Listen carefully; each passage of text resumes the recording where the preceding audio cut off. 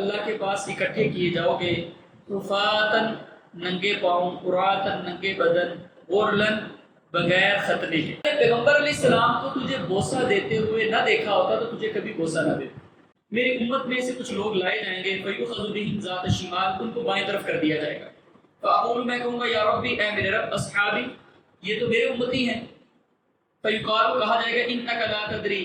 آپ نہیں جانتے، مَا أَحْدَثُوا بَعْدَكَ، انہوں نے آپ کے بعد کیا کیا نئی چیزیں نکال لی، بدعات بنا لی۔ پاسبل ہو سکتا ہے کہ جس کو اللہ کہیں کہ میں اس سے راضی ہوں اور وہ بعد میں مرتد ہو جائے۔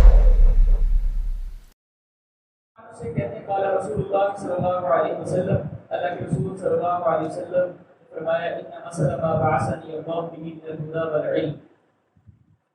اس چیز کی مثال جس کے ساتھ مجھے اللہ نے بھیجا ہے، جو علم اور ہدایت دے کے مجھے اللہ نے بھیجا ہے، اس علم اور ہدایت کی مثال جو ہے کمثل غیث، اس بارش کی طرح ہے، اصاب ارضا، جو ایک زمین کو پہنچتی ہے، فکانت منها طائفة طیبة، تو زمین کا ایک ٹکڑا ایسا ہوتا ہے جو بہت اچھا ہے، وہ کیا کرتا ہے، قبلت الماء، وہ پانی کو قبول کر لیتا ہے، اور پھر کیا کرتا ہے، فأنبتت الكلاء والعشب الكثير، وہ گھاس اور بہت زیادہ سبزہ اگاتا ہے۔ زمین کا اچھا ٹکڑا ہے، اس پہ بارش آتی ہے، اس کو جذب کرتا ہے تو بہت زیادہ سبزہ ہو جاتا ہے، گھاس اگ جاتی ہے، اور ظاہر بات ہے کہ وہ بہت سارے فوائد، اس سے چارہ ملتا ہے، جانوروں کو بھی، انسانوں کے لیے سبزیاں پیدا ہوتی ہیں، یہ ساری چیزیں۔ وَكَانَ مِنْهَا أَجَادِبُ، اور کچھ ٹکڑا جو ہے وہ بنجر ہوتا ہے، أَمْسَكَتِ الْمَاءَ، وہ پانی کو روک لیتا ہے، اس میں پانی جذب نہیں ہوتا لیکن پانی وہاں پہ رک جاتا ہے، جمع ہو جاتا ہے۔ فَنَفَعَ اللَّهُ بِهَا النَّاسَ، اس کے ساتھ بھی اللہ لوگوں کو فائدہ پہنچا دیتے ہیں۔ فَشَرِبُوا، لوگ اس میں سے پی لیتے ہیں، وَسَقَوْا، پلاتے ہیں اپنے جانوروں کو، وَزَرَعُوا، اور کھیتی باڑی میں بھی اس پانی کو استعمال کر لیتے ہیں۔ وَأَصَابَ طَائِفَةٌ مِّنْ أُخْرَىٰ، اور ایک تیسری قسم کو بھی وہ بارش پہنچتی ہے زمین کی ایک تیسری قسم کے پاس، إِنَّمَا هِيَ قِيعَانٌ، جو کہ بالکل چٹیل میدان ہوتا ہے، لا تمسك ماء، وہ پانی کو روکتا نہیں ہے، ولا تنبت بلن، اور نہ ہی اس سے گھاس وغیرہ اگتی ہے، نہ گھاس کو اگاتا ہے۔ تو آپ نے فرمایا فذالک مثل، یہ مثال ہے اس شخص کی، من فقہ فی دین اللہ، جو اللہ کے دین کی سمجھ حاصل کرتا ہے، ونفعہ بما بعثنی اللہ به، اور اللہ اس کے ساتھ فائدہ دیتے ہیں اس چیز کا جو ہے اللہ نے جس کے ساتھ مجھے بھیجا ہے، علم کا فائدہ ہوتا ہے لوگوں کو، فعلم، وہ سیکھتا ہے، وعلم، اور سکھاتا بھی ہے، ومثل من لم يرفع بذلك رأسا، اور یہی وہ مثال ہے اس شخص کی جو علم کی طرف توجہ نہیں کرتا، ولم يقبل هدى الله الذي ارسلت به، اور وہ اس ہدایت کو قبول نہیں کرتا جس کے ساتھ مجھے بھیجا گیا۔ یعنی مثال پیغمبر علیہ السلام نے یہ دی کہ جس طرح زمین تین طرح کی ہوتی ہے، ایک زمین وہ ہوتی ہے جو زمین پانی کو جذب کرتی ہے اور اس سے بھی کھیتی ہوتی ہے۔ اس طرح کچھ لوگ ہوتے ہیں جو علم حاصل کرتے ہیں اور اس کو سمجھتے بھی ہیں، اس پہ غور و فکر بھی کرتے ہیں، اس کا فائدہ یہ ہوتا ہے کہ خود بھی عمل کر لیتے ہیں، لوگوں کو بھی سکھاتے ہیں، لوگ بھی اس پہ عمل پیرا ہونا شروع ہو جاتے ہیں۔ اچھا، ایک زمین کا ٹکڑا وہ ہوتا ہے جو پانی کو جذب نہیں کرتا لیکن پانی کو روک لیتا ہے، اس سے بھی کچھ نہ کچھ فائدہ پہنچ جاتا ہے، لوگ پانی پی لیتے ہیں، جانوروں کو پلا لیتے ہیں، کھیتی باڑی کر لیتے ہیں۔ اسی طرح پیغمبر علیہ السلام نے ارشاد فرمایا کہ کچھ لوگ ہوتے ہیں وہ علم حاصل کرتے ہیں لیکن اس کو صحیح طریقے سے اس کا فہم حاصل نہیں کرتے، تو اس کا فائدہ اتنا نہیں ہوتا جتنا پہلے لوگوں کا ہوتا ہے، لیکن اس سے بھی بہرحال یہ ہوتا ہے کہ وہ آگے روایات نقل کر دیتے ہیں اور وہ بات آگے تو پہنچا دیتے ہیں اور اگلا بندہ اسے فہم حاصل کر کے اس کا جو ہے اسے حاصل کر لیتا ہے۔ یہ ایسے ہی جیسے ہم اگر کوئی چیز پڑھتے ہیں، ہو سکتا ہے ہمیں اس کا مفہوم اتنا واضح سمجھ نہ آئے لیکن الفاظ صحیح یاد ہو جائیں اور ہم جا کے کسی کو وہ الفاظ بتا دیں اور وہ اس حدیث کو زیادہ اچھا ہم سے سمجھنا شروع کر دیں، اور یہ ہو سکتا ہے ہم سے زیادہ عمل کرنا شروع کر دیں اس بات پہ۔ اور تیسری زمین کی قسم وہ ہوتی ہے جو نہ پانی کو جذب کرتی ہے نہ روکتی ہے، پانی ضائع ہو جاتا ہے۔ فرمایا یہ مثال ہے لوگوں کی جو علم کے لیے وقت نکالتے ہیں، دنیا کے کاموں میں مصروف ہے، دنیا جہان کے سارے کام کرتے ہیں لیکن اللہ کی جو شریعت ہے، جو اللہ کے رسول ہدایت لے کے آئے ہیں، جو روشنی لے کے آئے ہیں، اس کو حاصل کرنے کی کوشش کو نہیں کرتے، اور اس کا نقصان کیا ہوتا ہے کہ نہ وہ خود حاصل فائدہ حاصل کرتے ہیں نہ لوگوں کو ان سے فائدہ حاصل ہوتا ہے۔ تو اس میں پیغمبر علیہ السلام نے مثال دے کے سمجھایا ہے، اور ہمارے لیے سبق ہے کہ بعض دفعہ ہمیں چیزوں کو مثال دے کے سمجھانا چاہیے۔ اگلی جو روایت ہے حضرت جابر رضی اللہ تعالیٰ عنہ سے قال کہتے ہیں قال رسول اللہ صلی اللہ علیہ وسلم، اللہ کے رسول صلی اللہ علیہ وسلم نے فرمایا مثلی و مثلکم کمثل رجل، میری مثال اور تمہاری مثال اس آدمی کی طرح ہے، اوقد نارا جس نے آگ جلائی، فجعل الجنادب والفراش، تو پتنگے اور پروانے، یقعن فیہا، وہ اس آگ میں گرنے کی کوشش کر رہے ہیں، اس کی طرف بھاگ کے آ رہے ہیں۔ جیسے ہم کو لائٹ جلاتے ہیں، بتی وغیرہ جلاتے ہیں، یا ویسے لائٹ چل رہی ہو تو اس کے ارد گرد، یہ آج کل بھی آپ دیکھیں جب بارش ہوتی ہے تو کوئی بھی لائٹ ہو تو اس کے ارد گرد کے پتنگے جو ہیں وہ آ جاتے ہیں، پروانے آ جاتے ہیں۔ تو فرمایا وہ اس آگ میں گرنے کی کوشش کر رہے ہیں، وَهُوَ يَذُبُّهُنَّ عَنْهَا، اور وہ ان کو اس آگ سے روک رہا ہے، جس نے آگ جلائی ہے وہ ان کو اس آگ سے روک رہا ہے۔ وَأَنَا آخِذٌ بِحُجَزِكُمْ عَنِ النَّارِ، میں تمہاری کمروں سے پکڑ پکڑ کے تمہیں جہنم سے بچانے کی کوشش کر رہا ہوں۔ وَأَنْتُمْ تَفَلَّتُونَ مِنْ يَدَيَّ، اور تم میرے ہاتھ سے پھسلے جا رہے ہو۔ یعنی پیغمبر علیہ السلام نے مثال ایک سمجھایا کہ جس طرح ایک آدمی نے آگ جلائی، اس میں پتنگے اور حشرات گرنے کی کوشش کر رہے ہیں، وہ ان کو بچانے کی کوشش کر رہا ہے۔ میں بھی اسی طرح تمہیں جہنم سے بچانے کی کوشش کر رہا ہوں، تمہاری کمر سے پکڑ پکڑ کے تمہیں جو ہے وہ ہدایت کے راستے پہ لانے کی کوشش کر رہا ہوں۔ دیکھیں پیغمبر علیہ السلام نے کتنی تکلیفیں برداشت کی ہیں یہ دین تک پہنچانے کے لیے، یہ قرآن تک پہنچانے کے لیے۔ طائف میں پتھر کھائے، آپ کے دندان مبارک شہید ہوئے، جنگوں میں آپ کو نکلنا پڑا، فتحوں میں آپ نے زندگی بسر کی، اور جناب اب دیکھیں احد میں ابو الخندق کے موقع پہ کتنی بھوک لگی ہوئی ہے، پیٹ پہ پتھر باندھے ہوئے ہیں، تو کتنی مشقتیں، کتنے تانے برداشت کیے لوگوں کے، کتنی گالیاں کھائیں لوگوں کی، اس لیے کہ یہ دین لوگوں تک پہنچ جائے، یہ قرآن لوگوں تک پہنچ جائے۔ تو کتنی ناشکری کی بات ہوگی، کتنی نافرمانی کی بات ہوگی کہ ہم اس دین کی قدر نہ کریں، نہ اس کو سیکھنے کے لیے وقت نکالیں، نہ اس پہ عمل پیرا ہونے کی کوشش کریں۔ تو پیغمبر علیہ السلام کی رحمت اور شفقت کا بیان ہے اس حدیث مبارکہ میں کہ میں تو چاہتا ہوں کہ تم اس سے بچو کسی طریقے سے۔ میری تو خواہش یہ ہے، پیغمبر علیہ السلام تو اتنے پریشان ہوتے ہیں، لعلک باخع نفسک الا یکونوا مؤمنین، اے اللہ کے رسول صلی اللہ علیہ وسلم، ایسے لگتا ہے کہ آپ اپنے آپ کو ان کے غم میں اپنے آپ کو ہلاکت میں ڈال لیں گے۔ اتنا پیغمبر علیہ السلام کو دکھ ہوتا کہ لوگ کیوں ہدایت کو قبول کیوں نہیں کر رہے۔ تو ایک تو پیغمبر علیہ السلام کی جو ہے ہمارے پر شفقت اور پیار اور محبت، ہماری فکر، اس کا بیان ہے۔ دوسرا اس بات کا بیان ہے کہ پیغمبر علیہ السلام کا جو طریقہ ہے، آپ کی جو تعلیمات ہیں، وہ جہنم سے بچانے کا ذریعہ ہے، جو کہ ہمارے اس باب سے متعلقہ بات ہے۔ کیونکہ پیغمبر علیہ السلام کیسے ہمیں بچا رہے ہیں؟ اپنے احکامات دین کے بتا کے، ہمیں جہنم سے ڈرا کے۔ تو ہمیں جو ہے وہ پیغمبر علیہ السلام کے طریقوں کو اپنانا چاہیے، اس کے مطابق اپنی زندگی کو بسر کرنا چاہیے، تاکہ جو ہے ہم جہنم کی آگ سے بچ سکیں۔ اور تیسری ایک چیز اس میں ہمارے لیے یہ بھی سبق ہے کہ ہم جو ہے وہ کوشش کریں کہ ہمارے بھی لوگوں کے ساتھ رویہ ایسا ہو۔ ہمیں یہ کوشش کرنی چاہیے کہ ہمیں بھی لوگوں کی اتنی خیر خواہی ہو، کسی کو نماز کا کرتے وقت، بات بتاتے وقت مقصد اس کو گرانا نہ ہو،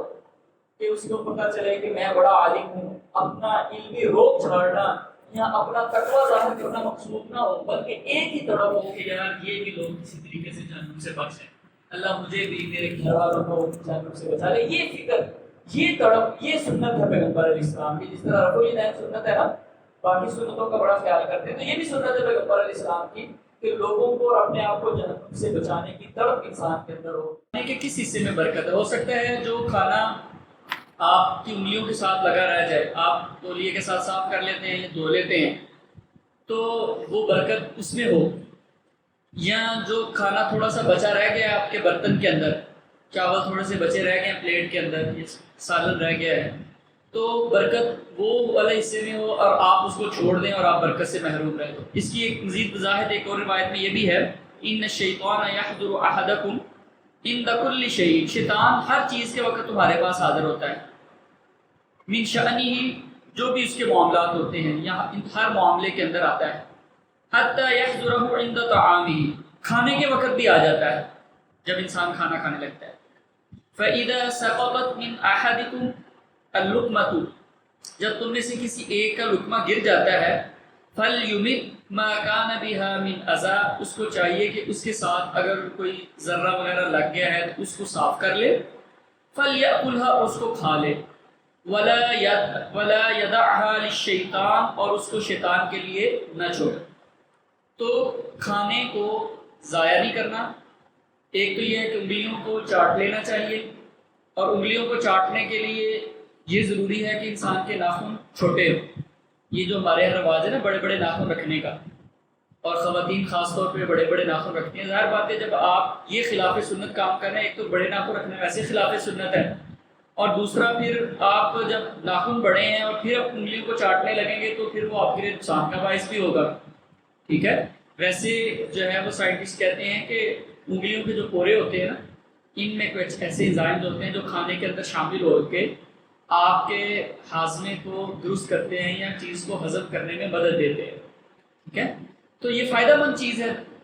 تو اسی طرح اگر کچھ زمین پہ یعنی آپ کے دسترخوان پہ کوئی چیز گر جاتی ہے کھاتے وقت، ٹیبل پہ کھا رہے ہیں، ٹیبل بہت زیادہ مٹی والا نہیں ہے، یا اب آپ وہ چیز اٹھا کے اگر صاف کر کے کھا سکتے ہیں تو اس کو کھا لیں۔ اس میں ایک تو جو ہے وہ کھانا ضائع نہیں ہوگا، دوسرا اس میں عاجزی کا اظہار بھی ہے، کھانے کو ایسے چھوڑ دینا، ضائع کر دینا، یہ ایک تکبر کا اظہار ہے، اور اس میں جو ہے اللہ تعالیٰ کی نعمتوں کی قدر بھی ہے۔ اس میں جو ہے وہ شیطان کے لیے رسوائی بھی ہے کہ آپ شیطان کی بات نہیں مان رہے، پیغمبر علیہ السلام کی سنت پہ عمل پیرا ہو رہے ہیں، اور فرمایا کہ اس کو شیطان کے لیے نہ چھوڑو۔ شیطان کے لیے چھوڑنے کا ایک مطلب تو یہ بھی ہو سکتا ہے کہ شیطان کی بات مانتے ہوئے یہ کام نہ کرو کہ کھانے کو ضائع کر دو، اور ایک اس کا مطلب یہ بھی ہو سکتا ہے کہ جو کھانا آپ چھوڑ دیتے ہیں، ضائع کر دیتے ہیں، شیطان اس میں سے اس کو کھا لیتا ہے۔ اب بظاہر تو ہمارے سامنے پڑا رہتا ہے، اس کو شیطان کے اس کو کھانے کا کیا مطلب ہے، وہ اس کا جو غذائیت ہے اس کو جذب کر لیتا ہے، یا کیا معاملات ہے یہ اللہ تعالیٰ ہی بہتر جانتے ہیں، لیکن پیغمبر علیہ السلام نے جو فرمایا ہے وہ بالکل سچ ہے، برحق اس میں کسی قسم کی شک و شبے کی گنجائش نہیں ہے۔ تو اس حدیث مبارکہ میں حدیثوں سنت پہ عمل پیرا ہونے کی بات کی گئی ہے، تاکہ کھانا کھانے کے معاملے میں بھی ہمیں سنتوں پہ عمل پیرا ہونا چاہیے۔ اگلی روایت حضرت عبداللہ بن عباس رضی اللہ عنہما سے، یہ بھی چونکہ دونوں صحابی ہیں، رسول کے چچا ہیں حضرت عباس، ان کے بیٹے ہیں حضرت عبداللہ، کہتے ہیں قام فینا رسول اللہ صلی اللہ علیہ وسلم بموعظۃ، ایک دن اللہ کے رسول صلی اللہ علیہ وسلم میں نصیحت کرنے کے لیے کھڑے ہوئے۔ آپ نے فرمایا یا ایھا الناس، اے لوگو، انکم محشورون الی اللہ تعالی، تم اللہ کے پاس اکٹھے کیے جاؤ گے، حفاتن، ننگے پاؤں، عراۃن، ننگے بدن، غرلن، بغیر ختنے کے، کما بدأنا اول خلق نعیدہ، جس طرح ہم نے پہلی دفعہ پیدا کیا ہم دوبارہ لوٹا دیں گے۔ یعنی جس طرح انسان پیدا ہوتا ہے تو نہ اس کے جسم پہ کپڑے ہوتے ہیں، نہ اس نے جوتا پہنا ہوتا ہے، نہ اس کا ختنہ ہوا ہوتا ہے، فرمایا اسی طرح اللہ کے پاس تم اکٹھے کیے جاؤ گے۔ وَإِنَّ أَوَّلَ الْخَلَائِقِ يُكْسَى يَوْمَ الْقِيَامَةِ إِبْرَاهِيمَ عَلَيْهِ السَّلَامُ، اور مخلوق میں سے سب سے پہلے جس کو پہنایا جائے گا، کپڑے پہنائے جائیں گے، وہ کون ہوں گے؟ حضرت ابراہیم علیہ السلام۔ اس حدیث مبارکہ سے یہ بھی پتہ چلتا ہے کہ بعض دفعہ اگر جزوی طور پہ کوئی فضیلت کسی کو حاصل ہو تو اس کا مطلب یہ نہیں ہوتا کہ وہ اس سے بڑا ہو گیا ہے۔ جیسے اس حدیث مبارکہ میں حضرت ابراہیم علیہ السلام کو یہ فضیلت بیان کی گئی ہے کہ وہ مخلوق میں سب سے پہلے ان کو کپڑے پہنائے جائیں گے، تو مخلوق میں تو حضرت محمد صلی اللہ علیہ وسلم بھی شامل ہیں۔ اب اگر اس معاملے میں ان سے ابتدا ہو جائے گی تو اس کا یہ مطلب نہیں ہے کہ حضرت ابراہیم علیہ السلام من حیث الکل حضرت محمد صلی اللہ علیہ وسلم سے زیادہ فضیلت رکھتے ہیں۔ تو یہ پاسبل ہے کہ فضیلت زیادہ فضیلت والی کوئی ہستی کوئی اور ہو، لیکن کسی معاملے میں کسی خاص بندے کو کوئی ایسی صلاحیت یا کوئی ایسی فضیلت دے دی جائے۔ ہمارے یہاں نا یہ بھی ایک بڑا مسئلہ ہے، صحابہ کے معاملے میں دیکھیں نا تو کچھ چیزیں مثال کے طور پہ اگر کچھ چیز حضرت علی رضی اللہ عنہ کی فضیلت بیان ہوئی ہے، اب اس ایک بات کو لے کے دیکھیں جی حضرت علی رضی اللہ عنہ کے بارے میں یہ لفظ استعمال ہوئے ہیں اور کسی صحابی کے بارے میں استعمال نہیں ہوئے، لہٰذا اس کا مطلب ہے کہ سب سے زیادہ فضیلت والے صحابی کو ہے، یا حضرت حسن، حضرت حسین یا کسی اور صحابی کے بارے میں، یا حضرت عمر رضی اللہ تعالیٰ عنہ کے بارے میں کوئی چیز بیان ہے، جیسے نبی صلی اللہ علیہ وسلم نے فرمایا کہ اگر میرے بعد کوئی نبی ہوتا تو عمر ہوتے، اب یہ کسی اور صحابی کے بارے میں نہیں فرمایا، تو یہ خاص فضیلت ان کے لیے، لیکن اس کا مطلب یہ نہیں ہے کہ وہ مجموعی طور پہ حضرت ابوبکر صدیق سے زیادہ فضیلت والے ہو گئے ہیں۔ یہ امت کا اجماعی عقیدہ ہے کہ سب سے زیادہ امت میں فضیلت والے حضرت ابوبکر صدیق ہے، ٹھیک ہے نا. اسی طرح کسی خاص معاملے میں ہو سکتا ہے حضرت عثمان رضی اللہ تعالیٰ عنہ کو زیادہ فضیلت دی گئی ہو، لیکن اس کا مطلب یہ نہیں ہے کہ حضرت ابوبکر حضرت عمر سے زیادہ فضیلت والے بھی ہیں. نہیں، یہ بھی ممکن ہے کہ حضرت علی رضی اللہ تعالیٰ عنہ کو کوئی خصوصیت عطا کی گئی ہو، لیکن اس کا یہ مطلب نہیں ہوتا کہ وہ اب کلی طور پہ حضرت ابوبکر حضرت عمر سے زیادہ فضیلت والے بن گئے. جیسا کہ اس حدیث میں حضرت ابراہیم علیہ السلام کو ایک فضیلت دی گئی ہے جو باقی نبیوں کو نہیں دی گئی، ان سے ابتدا کی جائے گی، لیکن اس کا مطلب یہ نہیں ہے کہ وہ سارے نبیوں سے افضل ہو گئے. ٹھیک ہے. اچھا جی، آگے آپ نے فرمایا وَإِنَّهُ سَيُجَاءُ بِرِجَالٍ مِّنْ أُمَّتِي، میری امت میں سے کچھ لوگ لائے جائیں گے فَيُؤْخَذُ بِهِمْ ذَاتَ الشِّمَالِ، ان کو بائیں طرف کر دیا جائے گا. فَأَقُولُ، میں کہوں گا یا ربی، اے میرے رب، اصحابی، یہ تو میرے امتی ہیں.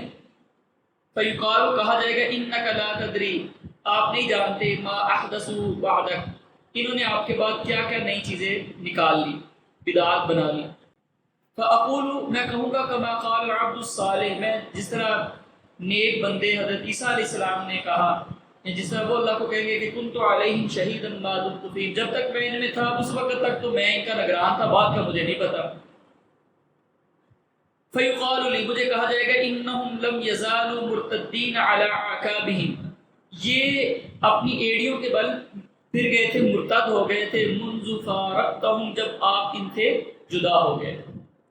اس حدیث مبارکہ کو لے کے نا، اس میں ایک تو یہ بات بیان کی گئی ہے کہ راہ ہدایت پہ ہمیشہ کاربند رہنا چاہیے، اور جو بندہ دین اسلام سے مرتد ہو جاتا ہے اس کی سزا کیا ہے؟ جہنم ہے،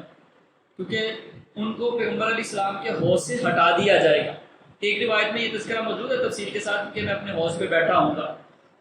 اچھا، اس حدیث کو لے کے نا کچھ لوگوں نے صحابہ پہ تان بڑا کیا کہ دیکھیں جی صحابہ مرتد ہو گئے. یہ بات یاد رکھیے کہ پیغمبر علیہ السلام کے صحابہ میں سے کوئی بھی مرتد نہیں ہوا. وہ جو منکرین زکوٰۃ تھے، یہ جو بعد میں لوگ مرتد ہوئے تھے، وہ تو وہ لوگ تھے جو بالکل آخری ایام میں آخر پہ جو ہے عرب کے بدوؤں میں سے جو ہے جنہوں نے اسلام قبول کیا. ٹھیک ہے. یہ بات بھی ذہن میں رکھیں کہ پیغمبر علیہ السلام کے دور میں مسلمان ہونے والے تمام لوگ صحابی نہیں تھے. یہ بات آپ کو ذہن نشین ہونی چاہیے کہ سارے لوگ پیغمبر علیہ السلام کی صحبت اختیار نہیں کر پائے تھے، مسلمان ہو گئے تھے، لیکن اس کا مطلب نہیں ہے کہ وہ صحابی بن گئے.